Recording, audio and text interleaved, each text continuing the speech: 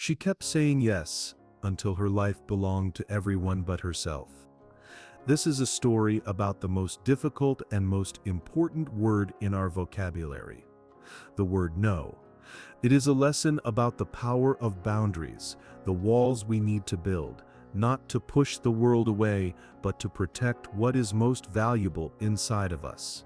Stay with us to absorb the message and use this story as a powerful tool to improve your listening and vocabulary. The Sugar Spoon Bakery, Lena's charming pastry shop in Cold Spring, was a reflection of its owner, sweet, welcoming, and completely overwhelmed. The phone wouldn't stop ringing. It was a mother needing a last-minute birthday cake. "Of course, I'll figure something out," Lena would say, with a tired smile. Then a text message from her sister. "Can you pick up Juan from school for me today, please?" "Yes, no problem," Lena replied, glancing at the clock and calculating how late she would be. Next, another phone call, this time from her mother. "Honey, don't forget your aunt's dinner is this Saturday. You're coming, right?" Lena tried to respond, "I'm sorry, Mom, I can't this time," but her mother insisted. "Oh, but we can't do it without you. Your aunt will be so sad." Lena sighed, looking at the list of orders for Sunday. "All right, I'll figure it out." "Great," her mother's voice sounded cheerful. "Could you bring that wonderful pie that only you know how to make?" Lena closed her eyes, tired, but didn't have the courage to say no. Every yes was a small piece of herself that she gave away, until there was almost nothing left.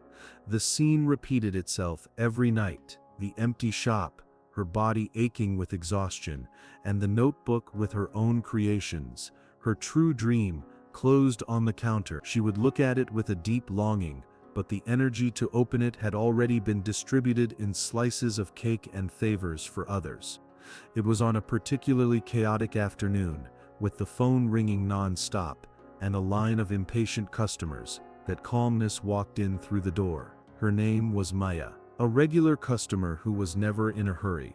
Amidst Lena's storm of sugar and stress, Maya was an island of tranquility.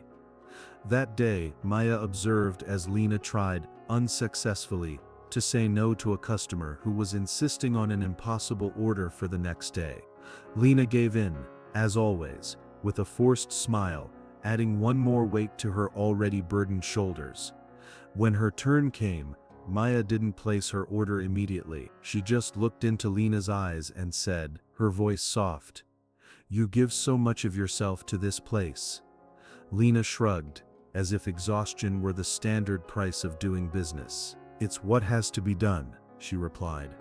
Maya paused, and then made an unexpected invitation.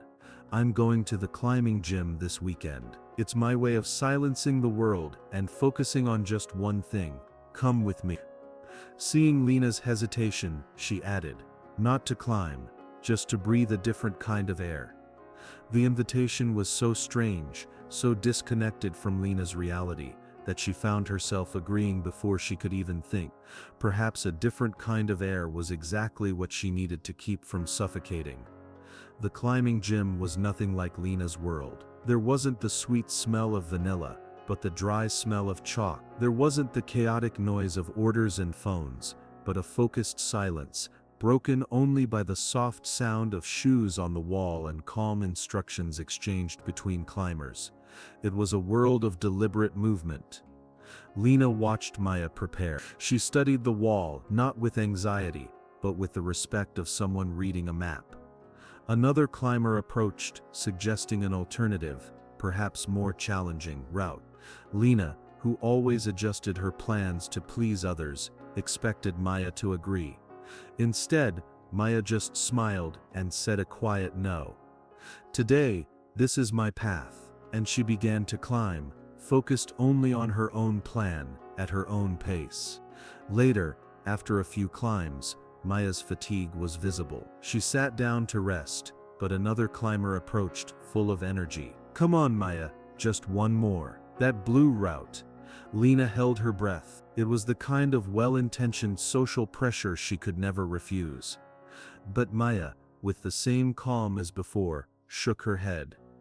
"No, for today, I've reached my limit. Now, my job is to rest and watch."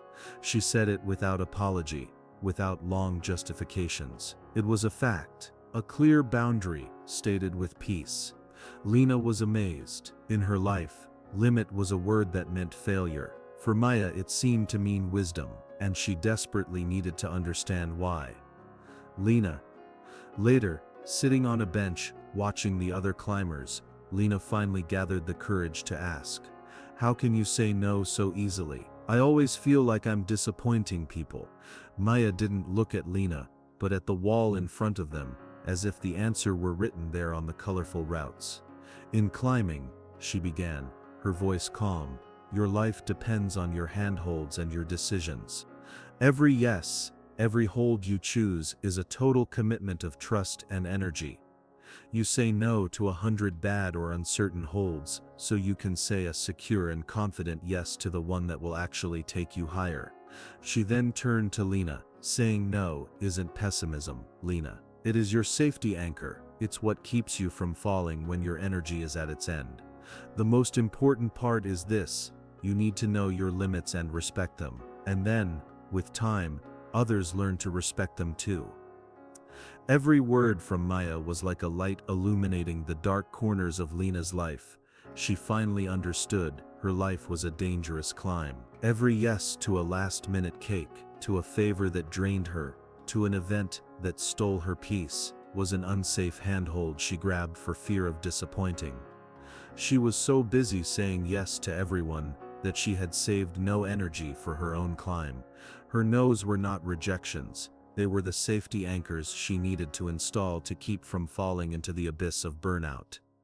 Lena returned to the bakery on Monday. The smell of sugar and the long to-do list were the same, but something fundamental inside her had changed. The wisdom of the climbing wall now echoed between the shelves of her shop. And the test for this new wisdom didn't take long to arrive. The phone rang. On the other end of the line, a frantic voice, a customer needing a huge and complicated order for the same day. The yes was already forming on Lena's lips, out of pure reflex. The fear of disappointing, the instinct to please, the old Lena was screaming for her to accept the impossible challenge.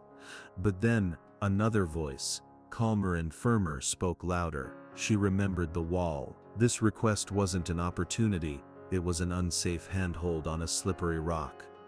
But she took a deep breath as if setting her first safety anchor. With a calm she didn't know she possessed, Lena said, "I'm very grateful you thought of me, but unfortunately I can't accept your order today. My schedule is already fully committed."